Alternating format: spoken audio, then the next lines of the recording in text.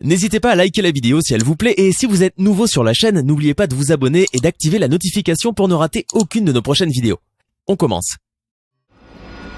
Monseigneur le roi Goliath, ceci est notre chance. Ordonnez l'attaque et écrasons ces peureux.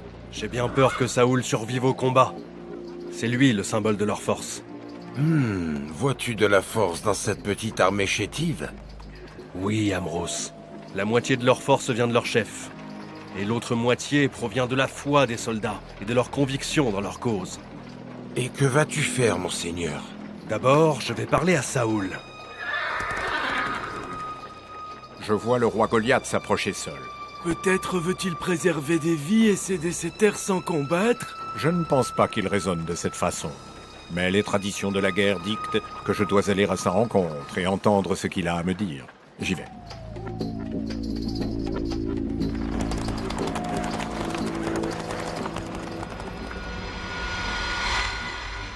Est-ce que c'est toi, Saoul le berger? Oui, c'est bien moi, l'homme modeste que Dieu a choisi comme roi pour rendre aux hommes leurs droits. Vous êtes un beau parleur, mais pour autant, êtes-vous un bon guerrier? Vous ne réussirez pas à me provoquer pour m'obliger à faire quelque chose que je n'aurais pas encore décidé. Ne voulez-vous pas me combattre? Pour vous vanter du fait de m'avoir tué? Détrompez-vous, je ne suis pas venu ici pour me vanter. Et pourquoi êtes-vous venu, alors? Pour que la terre revienne à ses propriétaires et que la paix règne parmi les hommes. Je n'ai pas de temps pour entendre ces absurdités. Je suis venu jusqu'ici pour voir le sang couler et le désert se colorer en rouge. Le sang des innocents déjà versé ne vous a-t-il pas suffi?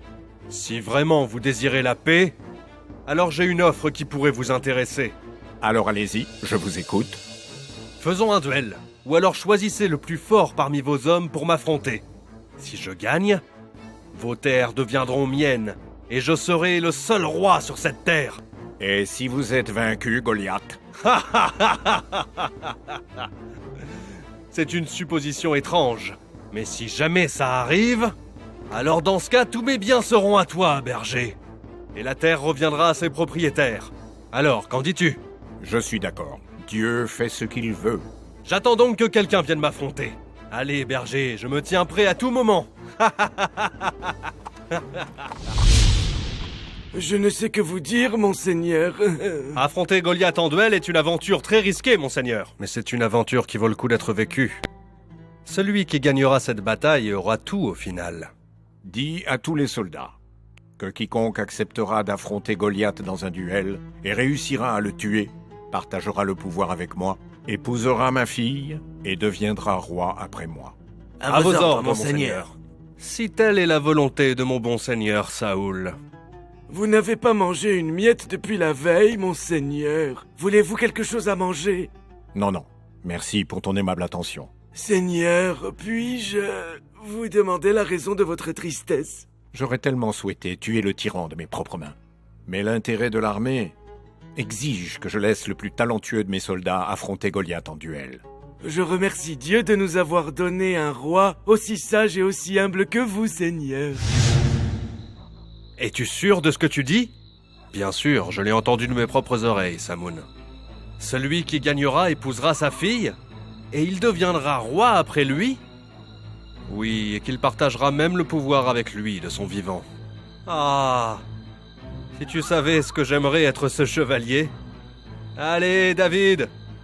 Dépêche-toi de nous préparer le repas!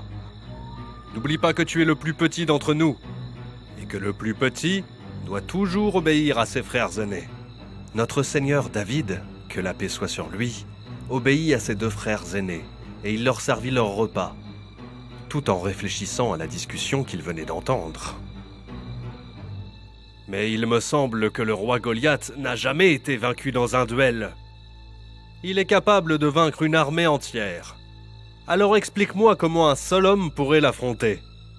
La vie est bien trop belle pour être perdue. Allez, David, apporte-nous à manger. Qu'as-tu? Enfin, monseigneur, un des chevaliers se présente pour affronter le roi Goliath. Très bien, fais-le entrer immédiatement. Mais monseigneur, Quoi? il n'est pas chevalier dans le vrai sens du mot. Je veux dire... Parle. Qu'est-ce que tu veux dire? Eh bien, en fait, c'est un jeune garçon de 16 ans. Il est plutôt maigre et il travaille comme berger avec ses frères. Il s'appelle David, monseigneur. Je veux tout de même le rencontrer. J'étais moi-même un berger avant. Je ne suis pas né avec cette couronne sur la tête. Je vais le faire entrer tout de suite, Seigneur. Entre, jeune homme.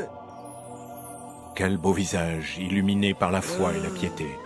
Cela me fait bien de la peine que tu veuilles aller au combat, mon fils. David, que la paix soit sur lui, répondit alors qu'on ne pouvait échapper à ce que Dieu nous avait destiné. Tu as raison, mon fils. Alors viens, que je te donne mon épée et mon bouclier. Quoi, tu ne les veux pas?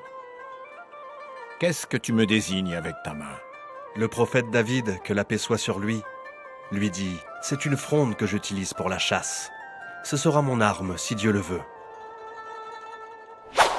Je l'ai cherché partout, sans résultat. Il a pris sa fronde et il a totalement disparu. Ah, mais où a-t-il bien pu disparaître? Crois-tu qu'il aurait pu être influencé par ce qu'il nous a entendu dire à propos du duel avec le roi Goliath? Oui, c'est sûr que ça doit être ça. Tu le connais, il est si courageux et brave. Mais cette fois, le risque est vraiment beaucoup trop élevé. Il va se faire tuer à tous les coups. C'est notre petit frère. Nous devons aller le défendre. Oui, nous devons le protéger de lui-même. Faisons vite alors, avant que nous le perdions à tout jamais.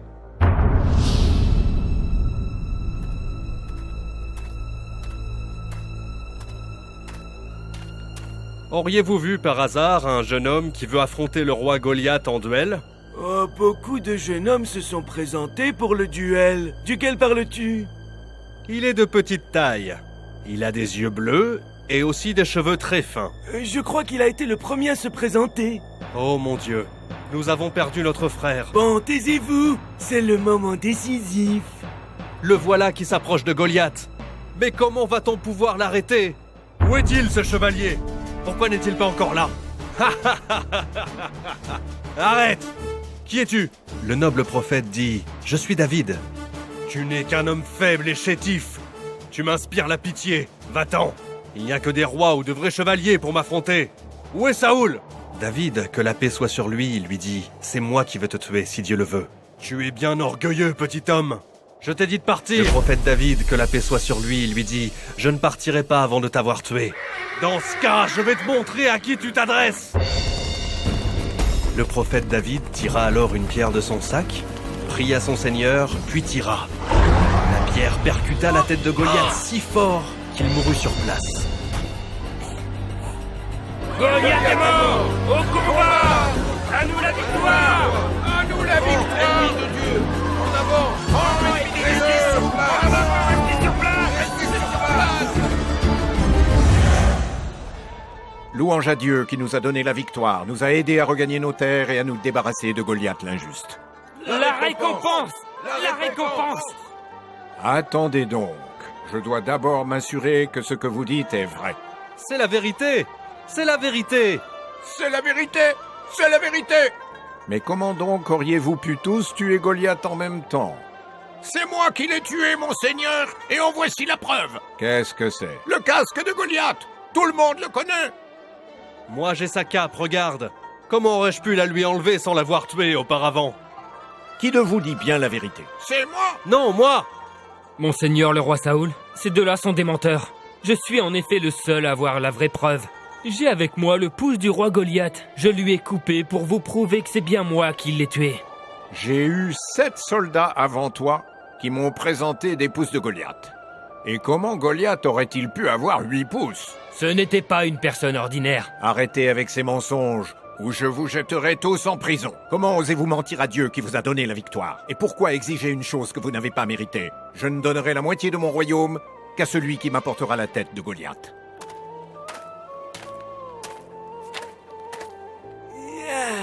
Seigneur, le chevalier David est arrivé. Qu'y a-t-il dans ce sac? Oh, c'est la tête de Goliath, monseigneur. C'est David qui l'a tué, ce noble chevalier. C'est toi qui mérites de me succéder et d'établir la justice entre les hommes. J'ai l'honneur, mon fils, de te donner ma fille comme épouse et de partager mon trône avec toi. Annoncez ces bonnes nouvelles dans les 4 coins du pays. Allons-y, Amoun. Allons voir notre frère, le roi prophète David, que la paix soit sur lui. J'ai honte de le rencontrer quand je pense que nous avons bien abusé de sa bonté quand il était à notre service. Oublie donc le passé. Notre bon frère nous a tout pardonné. Dans le cœur des prophètes, il n'y a que bonté, amour et tolérance. Tu as raison. Tu as vu comme la terre a changé sous son règne? Oui, même l'oiseau dans le ciel aime le roi David, que la paix soit sur lui, parce qu'il connaît son langage et son intelligence. Viens, nous allons être en retard. Notre bon frère vient d'avoir un beau petit garçon, et nous devons aller partager cette joie avec lui. Et quel est le nom du nouveau-né? J'ai entendu qu'il l'avait nommé Salomon. Que Dieu les bénisse.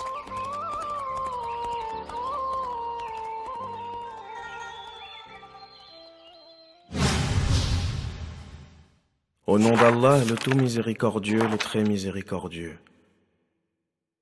Et lorsqu'ils firent face à Goliath et à ses troupes, ils s'écrièrent, « Seigneur, arme-nous de patience.